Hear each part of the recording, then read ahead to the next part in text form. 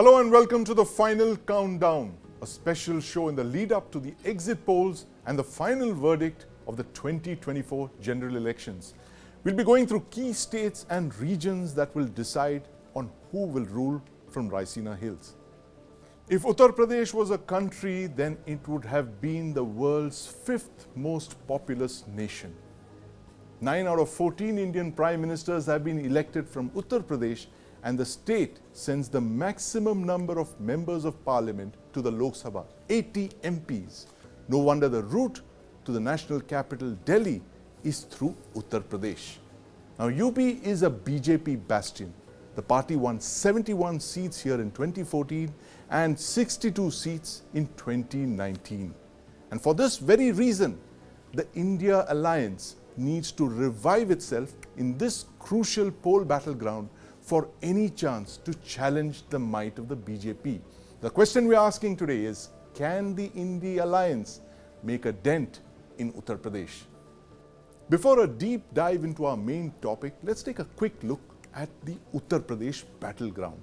We are looking at a three-cornered contest, the SP, BSP, RLD versus the BJP versus the Congress. In 2024, the Jats, Dalits and non-Yadav OBCs are with the NDA. Jayant Chaudhary's RLD could make an impact in Western UP. The BSP, interestingly, is contesting on all the 80 seats. We're going to be looking at the impact of these triangular contests on the 2024 elections. In the 2019 elections, the BJP contested 78 seats. It won 62. It had a vote share of 50%. Its ally, the Apna Dal, Sonilal party, they contested 2 seats. It won both of them. It had a vote share of 1.2%. And against the BJP were the BSP, the SP, the RLD and the Indian National Congress. All of these won 10 seats. The BSP won the largest number of seats among them, 10 seats. The SP, 5 seats. The RLD drew a blank and the Congress got just 1 seat. It's lowest in any election post-independence. Now in 2014, the BJP contested 78 seats. It won 71 of those seats with a vote share of 42%. The Apna Dal won both seats it contested. The Samajwadi Party, interestingly, contested 78 seats. It won just 5 of them. The BSP, 80 seats, drew a blank in all of them. The Indian National Congress, 67 seats, won just 2 of them, Amethi and Raebareli. And finally, the Rashtriya Lok Dal contested 8 seats and drew a blank on all of them. Let's listen into what the key stakeholders have to say about the crucial poll battle. अब भाई और बहनों, ये जो चुनाव है, ये संविधान का चुनाव है। ये पहला चुनाव है जहां बीजेपी के नेताओं ने कहा है कि हम इस संविधान को फाड़ के फेंक देंगे। भाई और बहनों, ये जो संविधान है, ये आपकी आवाज है और इसको बाबा साहब अंबेडकर जी ने, गांधी जी ने, नेहरू जी ने देश की जनता के साथ मिलकर बनाया है। और मैं नरेंद्र मोदी और उनके चमचों को कहना चाहता हूं कि दुनिया में कोई शक्ति इस संविधान को छू तक नहीं सकती है। हमारा संविधान कहता है, ब्लैक एंड व्हाइट में है, कोई क्वेश्चन मार्क नहीं है। हमारा संविधान कहता है कि भारत में धर्म के आधार पर आरक्षण नहीं होगा। बाबा साहब अंबेडकर कहते थे कि धर्म के आधार पर आरक्षण नहीं होगा। जो लोग कहते थे अच्छे दिन आएंगे, बताओ अच्छे दिन आए किसी के नहीं आए? ना अच्छे दिन आए, ना किसी के अकाउंट में कुछ आया। लेकिन मैं भरोसा दिलाता हूं कि 4 तारीख को जब जीतेंगे तो कम से कम खुशियों के दिन आएंगे और हमें और आपको जौनपुर की इमरती खाने को मिलेगी। साथियों, कल मैंने कुछ वीडियो देखे जिसमें लोग भाग भाग करके मंच पे चढ़ जाते थे तो मैंने पूछा भाई ये हुड़दंग क्या चल रहा है, तो उन्होंने बताया कि सपा कांग्रेस वाले रैली में लोगों को लाने के लिए कॉन्ट्रैक्ट देते हैं, प्रति व्यक्ति पैसे देते हैं, लेकिन इन्होंने पेमेंट किया नहीं, इसलिए लोग गुस्से में भाग करके मंच पर पहुंच गए। हम चाहते हैं कि 90% की राजनीति हो, गरीब लोगों की, किसानों की, मजदूरों की, पिछड़ों की, दलितों की, आदिवासियों की, माइनॉरिटीज की, गरीब जनरल कास्ट की राजनीति हो। ये चुनाव चल रहा है और हमारा जो रिजल्ट आएगा वो आप सबको सरप्राइज करेगा। इंडिया की सरकार बन रही है। यही लोग कहते हैं कि देश के संसाधनों पर पहला हक मुसलमानों का है। ये लोग लगातार सरकारी जमीनें वक्फ बोर्ड को दे रहे हैं, बदले में वोट मांग रहे हैं। मेरा आंचल जीवन भर आपके आशीर्वाद और प्रेम से भरा रहा है। आपके प्रेम ने मुझे कभी अकेले नहीं पड़ने दिया। मेरा सब कुछ आपका दिया हुआ है। तो भाई और बहनों, मैं आपको अपना बेटा सौंप रही हूँ।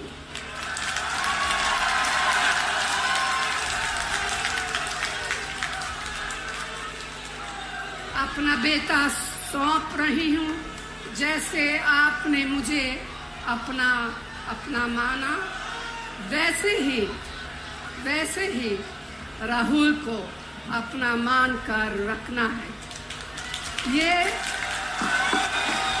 राहुल आपको निराश नहीं करेगा। ये 2024 का जो चुनाव है, ये राहुल गांधी वर्सेस नरेंद्र मोदी का चुनाव है। ये चुनाव वोट फॉर जिहाद, इसके अगेंस्ट वोट फॉर विकास का चुनाव है। ये चुनाव परिवार के कल्याण, अपने परिवार के कल्याण के विरोध देश की जनता के कल्याण का चुनाव है। ये चुनाव राहुल गांधी की चाइनीज गारंटी के खिलाफ मोदी जी की भारतीय गारंटी का चुनाव है। एक देश के नेता हैं, बहुत बड़े नेता, जहां जाते हैं वहां पर अपना एक झूठा रिश्ता निकाल लेते हैं। वो भी देखने और सुनने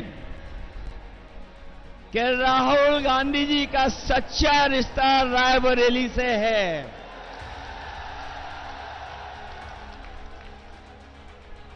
पांच साल से एक ही माला जपते थे, 5 उद्योगपति, 5 उद्योगपति, 5 उद्योगपति। फिर धीरे धीरे कहने लगे अंबानी अडानी, अंबानी अडानी, अंबानी अडानी। 5 साल से। लेकिन जब से चुनाव घोषित हुआ है, इन्होंने अंबानी अडानी को गाली देना बंद कर दिया। आज ये कह रहे हैं, भाषण में इन्होंने आज कहा है कि राहुल जी अडानी अंबानी का नाम नहीं ले रहे हैं। अरे वाह, रोज तो लेते हैं, रोज हम इनकी सच्चाई आपके सामने इनका खुलासा करते हैं। रोज हम आपको कहते हैं कि बड़े खरबपतियों की इनके साथ गांठ है। सारे इन्होंने इनके माफ किए 16 लाख करोड़ रुपए। यहाँ उत्तर प्रदेश में, जहाँ इनकी सरकार है, केंद्र में भी और प्रदेश में भी, यहाँ के किसान 1-1 लाख रुपए के लिए आत्महत्या कर रहे हैं। उनके लिए एक कर्ज माफ नहीं हुआ, 1 रुपए का। इसका जवाब दें Modi ji. Will the saffron surge take the BJP beyond 70 seats? Joining me to discuss this are Ajit, Kumar and Brijesh Pandey. Welcome to Battleground 2024, gentlemen. Tell us, will the BJP actually see a surge in these elections? Ajit, what are you seeing on the ground? Is there a saffron surge? There is certainly a saffron surge in Uttar Pradesh. And do remember that the BJP had reached its highest point in most of the Hindi heartland states except Bihar. Right? Rajasthan, Madhya Pradesh. They had almost got all the seats in 2014, 2019. So, this conventional logic that the BJP has to go to the south or the east to get more seats. Not really. Why? Because in BJP, in UP itself, the BJP only won 62 seats in 2019.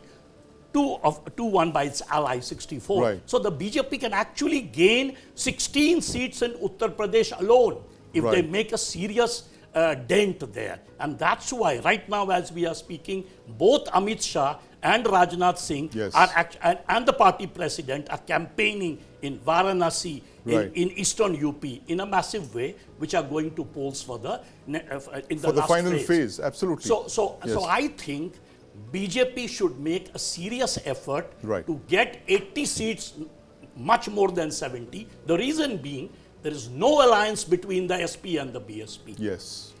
Congress as an ally is a very weak ally. They barely got 6% of the vote in 2019. In the assembly seat, which took place after that, they barely got a few percentage points. So in a way, it is a tripolar fight. It is no more a bipolar fight. And a tripolar fight helps the BJP. Why? Because the Muslim 19% vote gets divided. And especially this time. Why? Because the BSP has given 30% of its seats, total seats of 80 to Muslim candidates. The SP hasn't. The SP has given barely two seats, I think, to Muslims. Because they want to concentrate on the non-Yadav OBCs. So this is a great trick which might actually help the BJP. I mean, this is up the BJP's sleeve. If the BJP campaigns seriously, and because Ayodhya and Ram Janam Bhoomi and Pran Pratishtha, all that is central to UP, I think the BJP has a chance of winning much more than 70 seats. In fact, I would say like Bihar, last time where they won 39 out of 40, they might be able to go up. Remember, the SP barely got 5 seats last time, and the Congress won. So that's only 6 seats minus.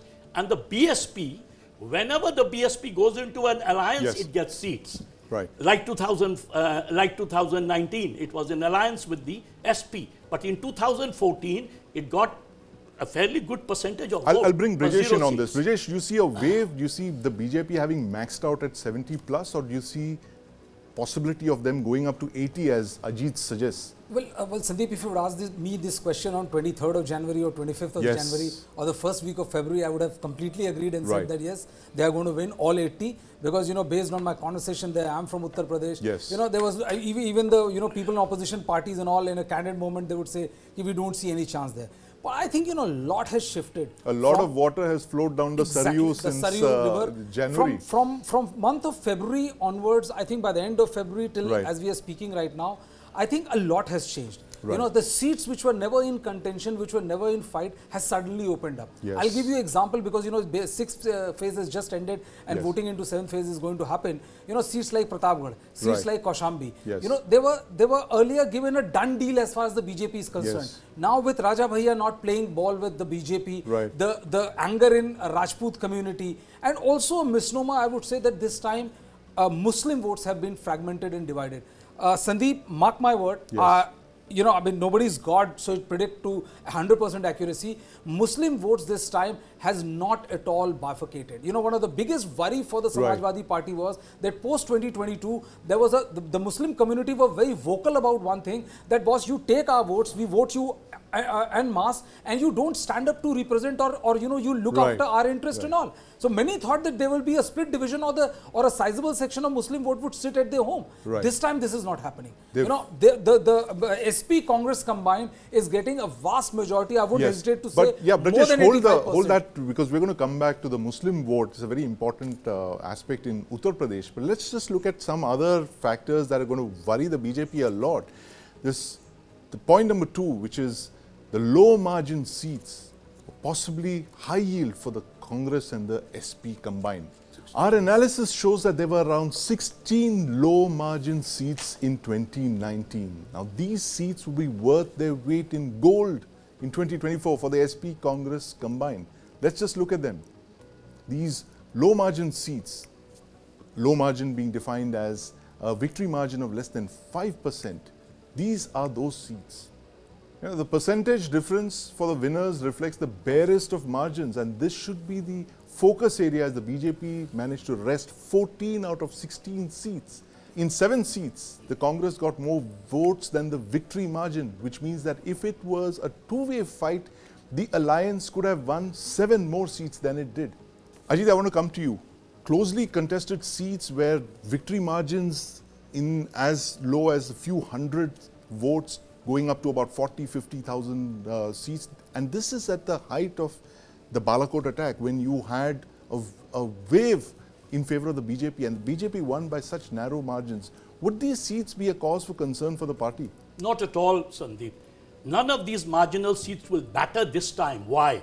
Because these were marginal seats when the BSP and SP were in alliance, you see. They are not in alliance today. These are the two large parties. Congress doesn't matter. So this time, in these same marginal seats, BJP will sweep through with much bigger victory margins. Victory margins always matter when there is an alliance, a tight fight between an alliance and the dominant party. This time, as I said, it's not a two-way horse. This time it's a tripolar fight with 80 seats. BSP is contesting. Remember, the BSP won 10 seats last time. Of course, because of in an alliance. Of course, with the but SP. The BSP may not win any, but it will cut enough votes, the so-called secular votes of the SP combined, and the gainer will be the BJP. The gainer will be the BJP, Brijesh. You see these triangular fights as increasing the victory margins for the BJP, or will the voters vote differently this time around? I don't think that just because there's a narrow margin, it automatically puts the seat in any kind of danger as far as the BJP is concerned. But one very interesting thing has also happened this time, that for the first time, the Congress has agreed not to punch above their weights. Usually Congress would say that, give me 40 seats, 50 seats, and we would contest and force, Samajwadi and this Party. time they're contesting the lowest ever. Only 17, their lowest ever. But if you look at it strategically, I think they have done the best thing possible, because this has not put the burden of making the seats one or burden of disgruntlement within the Samajwadi Party. And Samajwadi Party will find it much easier to don the mantle of elder brother and to play the court. See, the fact is that BSP is playing what has been traditionally referred as vote katua party, where you cut into the votes of the ruling regime or the other coalition, depending on how stacks are fared. But I would say that this time also election is unfolding in many unpredictable ways. There is no one wave which is dominating from west to east. We saw, and it's highly unpredictable. Last time we saw farmer agitation, everybody thought that BJP will be wiped out. BJP won very good number of seats as far as Western is concerned. This time there are certain seats, in which Samajwadi Party is fighting, and they are making sure that that there could be no consolidation of Muslims and no counter consolidation of the Hindu community. I think a lot is there in the gaps, and it's making it a very, very difficult election in the gaps to judge exactly which way wind is blowing. The INDI Alliance have one more area for improvement in Uttar Pradesh: the consolidation of the minority vote. Now, Muslims account for 19% of Uttar Pradesh's population, and their voting behavior is likely to define the outcome of around 24 Lok Sabha seats. Now, these seats have Muslim populations between 20 and 50%. Let's take a look at this report. For the last few years, Muslim voters in Uttar Pradesh were caught in a dilemma. Which single party has their best interests at heart? And whom should they vote for? A decade ago, this wasn't the case. The voting pattern of Muslims in Uttar Pradesh used to be a decisive factor on about 24 Lok Sabha seats. The Samajwadi Party, the Bahujan Samaj Party, and the Congress, whether in alliance or on their own, used to bank heavily on their support. In 2014, this trend changed. Riding on the Narendra Modi wave, the majority community voted for the BJP in huge numbers, making the Muslim vote bank irrelevant. Cut to 2024. A lot has changed in one decade. After 10 years of the BJP rule at the centre, Muslim voters are again being wooed hard by both the SP-Congress alliance and the BSP. Mayawati appeared to be soft towards the BJP in the beginning, but the Bahujan Samaj Party has been fielding Muslims in key elections over the past few years. This continues in 2024. According to several estimates, Muslims account for 19% to 23% of the state's population. Ensuring the defeat of BJP candidates can prompt Muslim voters to support either the SP-Congress alliance or the BSP. Most of them appear to be preferring the SP-Congress alliance. The BSP will get the strategic vote in places where the India Alliance combined is perceived to be weak. In the past, Muslims have voted in a unified way, but political and social mobilization has highlighted divisions across sub-identities like caste and sects. This explains the BJP's successful outreach to the Pasmanda Muslims, which includes the backward Dalits and tribal Muslims.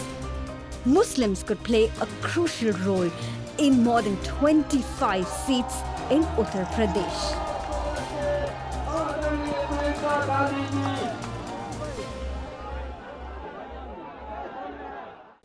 Brijesh, is the BSP still a force in Muslim-dominated areas? You know, it was famously the party of the Muslims and the Dalits.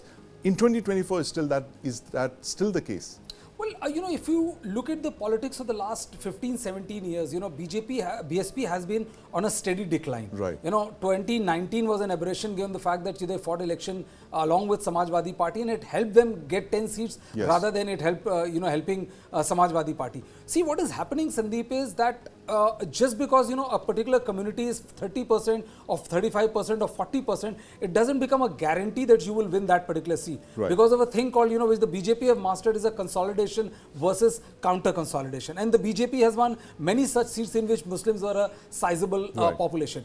What has happened is, Sandeep, that post the first phase of poll, where the election was kind of not simmering enough, from the second phase till the sixth phase, the attack of the Bharatiya Janata Party has been only on the Muslims, that a reservation will be given to Muslims, and Muslims are the one who are doing the maximum mischief, Mangal Sutra, Ghuspat here, and so on and so forth. See, what is done is that majority of the community now feels that the only party which has chance of either getting in power or being a close number one, number two is the Samajwadi Party and Congress combined. And that is the reason, and based on, my interaction on the ground, I think the BSP is not going to do much of a damage where it could have done in the last couple of elections as far as the Muslim vote bank is concerned. I seriously doubt that the Muslim vote bank has been fragmented enough to be a cause of worry for Samajwadi Party and the Congress Party. So let's look at the winning seats. The SP has won in Rampur, Moradabad, Sambhal. SP, BSP are ready. And this was the alliance at that time. And I remember at that time, Ajit, it was said that a lot of the SP votes transferred to the BSP, but the BSP votes didn't transfer to the SP. Tell us why that was the reason in 2019, why that happened. See, primarily because if you look at the geography of distribution of votes in Uttar Pradesh, the Yadavs, which is the main vote base of the SP, are confined only to certain areas. Right. A part of the western UP, the Yadav belt, the Doab area, and part of Ajamgarh and this eastern part of the state. Whereas the Jata vote, which is Mayawati's vote base, is evenly distributed all over the state. Now, let me tell you something. If one community wants to win, or any party wants to win based on one community, they can never win. Why? Because it's always what we call social alliance. What are the two social alliances in UP with the Muslims? Dalit Muslim or Yadav Muslim. You see what happened in 2019? The MY and the DM. Right. So what happened? The MY and the DM both combined in 2019. And because the distribution of votes is such that the BSP has evenly distributed Dalits all around, especially Jatavs, as I argued. And remember, Jatavs are 54% of the entire scheduled caste vote of UP. Therefore, they ended up winning more seats. Now, the problem is, this time, as Brijesh argued, there will be a Muslim consolidation. Based on what? It cannot consolidate only with Yadav. It needs the Dalits. And the Dalits are, the Jatavs especially, are with the BSP. Mayawati, so therefore, what will happen, what I have observed from the year 2000, since I have covered UP, and almost each and every election of UP, both Assembly and Lok Sabha, 1/3 goes to BSP, 2/3 go to SP. Maybe the 1/3 might come down. In fact, I think it might go up. Why? Because after all, the representation that the BSP has given to Muslims this time is 30% out of the 80 seats, whereas the SP has only given 2 seats. What happens if you are a Dalit and you see, or if let's say if you're a Muslim and you see that the BSP has given a Muslim candidate, then you end up voting for it. This is a famous thesis that was done by one of the anthropologists in UP and Bihar, who argued that once the Muslims see a Muslim candidate, then and if it's a majority Muslim area, then they vote in big numbers for the Muslim candidate rather than the perceived Muslim party. So I have a feeling still the Muslim vote will get divided. In some constituencies where Dalits are dominant, they'll end up going to BSP. In other constituencies where Yadavs are dominant, they'll end up going to SP. And as a result, the Muslim vote will get divided. It will benefit the BJP. Benefit the BJP. And in fact, what the data shows is that 15 seats in the state have a big Muslim influence. And the last time around, the BSP, SP, RLD combined won 8 out of those 14 seats, while the BSP has fielded candidates in all 80 seats of UP this time around. The poll campaign has been lackluster. The SP and the Congress are hoping to reap rich dividends, but what must be noted is that the BSP, as Ajit was mentioning, has given more tickets to Muslims than the SP has. Can the INDI Alliance gain in the 15 seats which have over 30% Muslim voters? Will Muslim voters unite for the INDI Alliance in UP? Brijesh, what's your take on this? Do you think the Muslim voters would come, unite, as you were saying, for the INDI Alliance, for the SP and the Congress? Broadly, I agree with what Ajit was saying, but this time there is a slight change, as it has also happened in the state of Bihar. What is happening is that even in a Muslim-dominated state, when the party feels that which is one of the biggest complaints of Muslim community, that you take our votes for granted, that Muslims don't have anywhere else to go. You try to set the other caste combination in that area, whereas then Muslim, Yadav and that particular community might be able to see you through. Standalone, as I said, there's no way any community has the power to propel any particular party into prominence. But I very strongly feel that given the fact that the kind of the political discourse that has been happening, Muslims will be forced to go one way this time. And if Muslim goes to vote for Samajwadi Party, and there's also one very, very interesting angle to observe, Sandeep. This time Muslims are not vocal. There have been Atiq Ahmed, who has been shot dead in Allahabad. Mukhtar Ansari, many believe, and the vast section believe that he was poisoned, and although official reports are to the contrary, you must not have heard a single inflammatory statement by any Muslim leaders this time in Uttar Pradesh for almost 6 months now. So whatever they are doing it very quietly, and they have ensured that there is no consolidation versus counter consolidation scenario in the state of Uttar Pradesh, and that this silence is what is baffling many observers. So I think if they go completely behind one political party, which is Samajwadi Party and Congress, and they are able, and the SP, BSP, SP, Congress are able to get in their own set of caste calculus right, I think they will perform much better than they have performed in 14 and 19. They'll perform much better. And how does this translate in terms of seats, Ajit? You're of course saying that the BJP will sweep along with its allies, but if there is indeed a Muslim consolidation, as Brijesh indicates, how will this translate in terms of seats? See, Muslim consolidation always has taken place in UP. This is not the first time. In fact, ever since 1977, Muslims have always gone behind either the Congress or the third alternative, right? In this case, the SP or the BSP. When BSP won, they were behind the BSP. Why? Because they always vote strategically. They vote for the party which will defeat the BJP. In that sense, there is a consolidation. The problem of the consolidation is that in many of these seats, I just looked at the seats, these 15 seats, Western UP, this is the belt where the Dalit dominates, not the Yadav. You see, this is not Doab, where Yadavs dominate, or as I said, Eastern UP. In fact, Bahraich and all, again in Eastern UP, the Dalits dominate. So what happens is, the Muslims will look for, where is the Dalit vote going? The Dalit vote is going towards the BSP. So then they'll vote for the BSP. In certain constituencies where the Yadavs dominate, there the Muslims will go along with the Yadav again to beat the BJP. So the intention, in terms of intention of the Muslim, yes, there is a consolidation. But in terms of implementation, when the Muslim goes to vote, there isn't a consolidation. And as a result, that's why I told you, from the year 2000 until today, the Muslims have always voted 1/3 BSP, 2/3 Samajwadi Party. It's because of the geography of distribution of the other communities. One community in India, nowhere in India can one community ensure the victory of one party. They need an alliance partner. When they need Dalits, they have to go to BSP. When they need Yadavs, they have to go to SP. That is the reason. The overall outcome is that BSP ends up cutting a lot of this Muslim vote, and as a result, in many of these constituencies, the BSP wins. In fact, in the past, the BSP used to also get a lot of Brahmin votes. This time, the BSP has not fielded that many Brahmin leaders. Earlier, the BSP would directly give tickets to Brahmins in many constituencies. That was the third leg of their strategy. That used to be the third leg. This time, they have given more tickets other than Muslims to OBCs. Because everyone is trying this time to break the OBC vote. Get the OBC vote, non-Yadav OBC vote on its side. And I think, the key areas, if I just take 30 seconds, the key area is which has to be minutely looked into, which will also play a significant part in the assembly election as well, is whether SP, BSP or Congress is able to make a dent into non-Yadav OBC.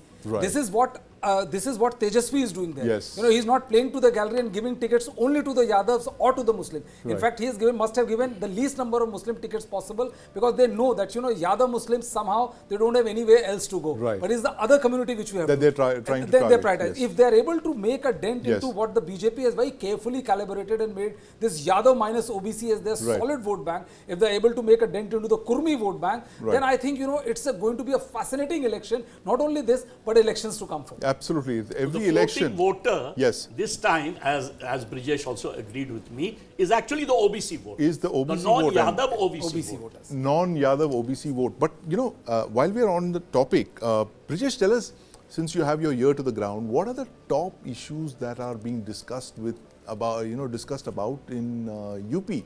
Is it the Ram Mandir? Is it the Labhartis? What are the hot issues that will actually turn the tide here in UP? Well, if you ask me what is the one big issue which has worked brilliantly for the Bharatiya Janata Party, I think that is the Labharti thing. There are many people who are getting all these government doles. They are not the vocal ones who go out and say this before the camera, but on the D-Day, they go out and vote for the party. I think that is one big thing which the BJP has done, one very important thing, and it is paying them rich dividend. But other than that, that is the reason I started my conversation by saying that if you would ask me this question on, say, last week of January, first fortnight of February, it was Ram Mandir all the way. If you say that, BJP is going to win anything less than 75, people will give you incredulous look. This is not the situation anymore. And I think, the slogan that that the BJP gets 400, then they will change the constitution and do away with reservation, has unwittingly become one of the most dominant force as far as the political narration is concerned.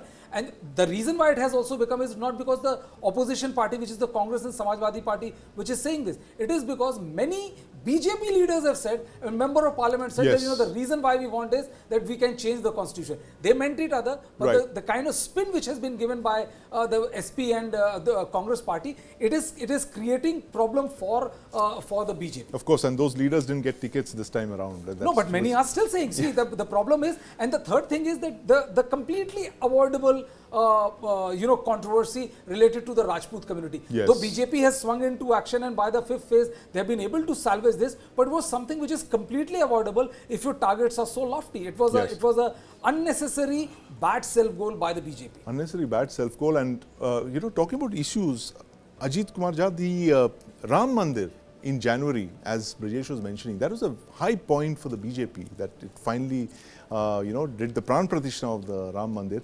Is that not an issue anymore in UP, you think? Is it the heat wave that's, overcome all of that, or is it still a big factor on the ground? Sandeep, despite the heat wave, close to 1 crore pilgrims have gone to Ayodhya for the first time. In the last 5 months? In the last 5 months. Right. Almost 95 lakhs that I checked last time. There is a silent wave still for the Ram Mandir. In fact, not only in Uttar Pradesh, I traveled entire of North Bihar recently, last month.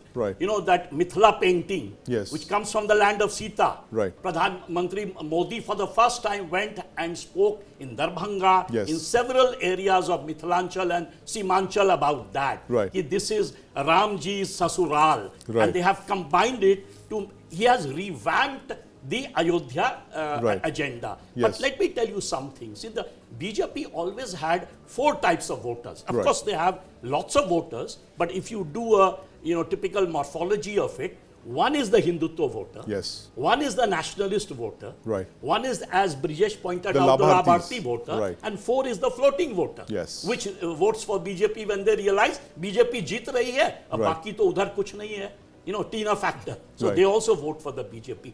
BJP has a different messaging for all of them. For the Labharti voter, all these programs, the Awas Yojana, the various Ujjwala scheme, etc., 80 crore, people getting the free food and etc. And then for the Hindutva voter, it's the Mandir, right? Now what happened in the first 2 phases, when the turnout went down, the BJP signals went up. They realized that the mobilized vote of the BJP, which is the Hindutva voter, are not voting. Why? For 2 mistakes. One mistake was, ab ki baar 400 par, so everyone thought 400 to complacency. Why should we vote? And the second reason was, there was this criticism that more than 100 seats that have been given by the BJP this time are to people who has jumped ship, who has come from the other parties, not to loyalists. So there was a bit of anger. So immediately the BJP went on an emergency mode, and you saw Pradhan Mantri changing his entire strategy of speeches from development initiative positive campaign to a negative campaign, Ghuspaithi, and Congress ka manifesto is Muslim League. They will give everything, all property. And all those, absolutely. Mangal Sutra le lega, all those. What is that? That is signaling to the Hindutva voter, you better come out and vote, because our voting percentage is going down. And you saw from the 3rd phase, when Gujarat's voting took place, the entire turnout went up almost to as high as 2019. So the BJP always has signals for its 4 different kind of voters. There is a silent wave for Ram Mandir, maybe not as pronounced as we saw in 2019, the nationalist vote following Balakot. That's right. But it is certainly there. The undercurrents of it is all around North India. The undercurrents are there all in North India, and we'll know very soon if the INDI Alliance can actually make a dent into the BJP's fortress Uttar Pradesh. So Brijesh, what's your forecast? How many seats for the BJP and its allies in Uttar Pradesh? Well, if you ask me, I think if they are able to sustain or retain what they did in 2019, there'll be a very good going as far as the BJP is concerned. So I would say that somewhere in the range of 60s. I'm willing to stick out my neck, Ajit Kumar Jha, how many seats for the BJP versus the INDI Alliance? I would say minimum the repeat of 2014, which is 71 plus 2 seats, 73. I think they should aim for more, given the fact that the first 2 phases, the turnout was low, maybe in states like Rajasthan, in some of the other states in the north, their votes might have come down. So they need to get what I pointed out, those 16 seats of UP in order to reach 370, which is their purpose this time. So I would say more closer to 74, 75. The aim should be that I have a feeling they'll repeat 2014 this time. Because the SP-BSP is not in an alliance. Repeat of 2014, but as Brijesh says, it could just be in its 60s. We'll know soon enough in a couple of days from now if the INDI Alliance can actually dent the BJP's Fortress UP. That's all we have time for in this edition of Final Countdown. Do tune in at 9 p.m. tomorrow for our show on the crucial election battleground of West Bengal. Thanks for watching the Final Countdown.